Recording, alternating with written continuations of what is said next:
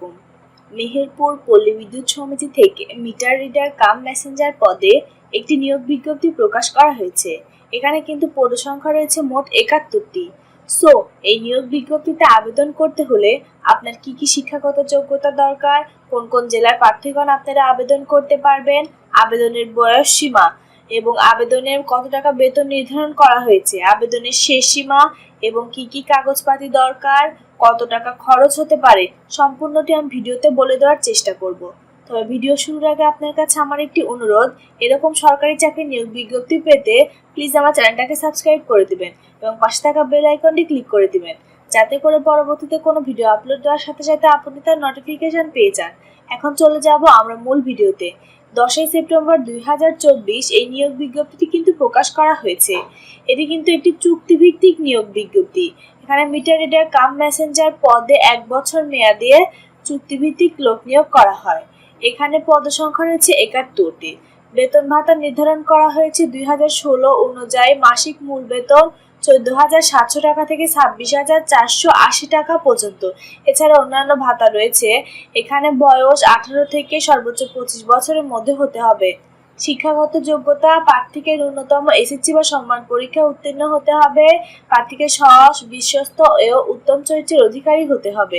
এখানে আরও কিছু নিয়মকানুন রয়েছে, সেটি আবার হচ্ছে এখানে নিরাপত্তা জামানত হিসেবে প্রবেশের ক্যাশ শাখায় 10,000 টাকা জমাদানের সামর্থ্য থাকতে হবে। এখানে প্রার্থী নিজস্ব বাইসাইকেল থাকতে হবে এবং বাইসাইকেল চালানোর পারদর্শী হতে হবে। এখানে দেখুন কোন কোন জেলার প্রার্থীগণ আপনারা আবেদন করতে পারবেন না। মেহেরপুর প্রবেশের ভৌগোলিক এলাকা মেহেরপুর চুয়াডাঙ্গা জেলার স্থায়ী বাসিন্দা নাগরিকগণ এবং কুষ্টিয়া জেলার মিরপুর উপজেলার আমবাড়িয়া ইউনিয়নের নান্দিয়া, সুতাইল, নতুন সুতাইল, সুচকা ও মালিদাহাট ইউনিয়নের মাল্লিকপুর, গোপীনাথপুর, ফুলবাড়িয়া, মালিহাট, বাজিতপুর, চকহার্দি ও ঝুটিয়াডাঙ্গা গ্রামের স্থায়ী বাসিন্দাগণ আপনারা আবেদন করতে পারবেন না। এখানে প্রার্থীর যোগ্যতা যাচাইয়ের জন্য যেসব কাগজপাতি জমা দিতে হবে সেগুলো হচ্ছে প্রার্থীর সকল শিক্ষাগত যোগ্যতার সনদের সত্যায়িত কপি। এখানে নাগরিক সনদপত্র দিতে হবে, 3 কপি পাসপোর্ট সাইজের রঙিন ছবি, প্রথম শ্রেণীর গ্যাজেটের কর্মকর্তা কর্তৃক প্রদত্ত চারিত্রিক সনদপত্র। এখানে জাতীয় সনদপত্র, জাতীয় পরিচয়পত্র দিতে হবে এবং সরকারি ও আধা সরকারি স্বায়ত্তশাসিত সংস্থায় কর্মরত প্রার্থীকে বিভাগীয় ছাড়পত্র দিতে হবে।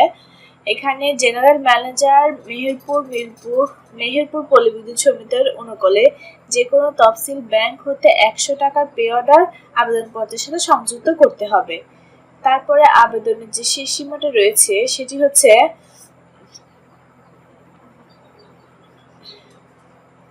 আগামী 3 অক্টোবর 2024 খ্রিস্টাব্দে চলাকালীন সময়ের মধ্যেই আবেদনটি পাঠাতে হবে।